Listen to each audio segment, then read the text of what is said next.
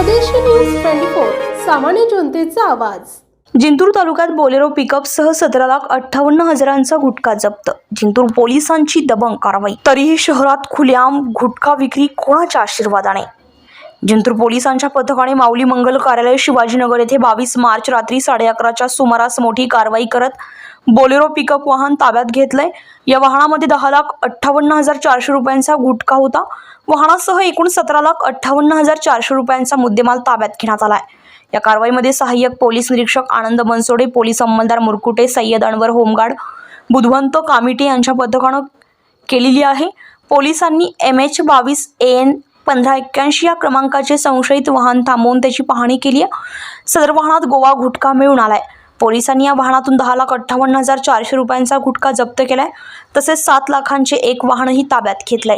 या प्रकरणी सहाय्यक पोलीस निरीक्षक आनंद बनसोडे यांच्या फिर्यादीवरून नवनाथ शहाजी डोंबे यांच्यावर गुन्हा दाखल करण्यात आलाय। तर पुढील तपास सहाय्यक पोलीस निरीक्षक सय्यद करत आहेत। स्वदेशी न्यूज साठी अजमत खान पठाण, जिंतूर।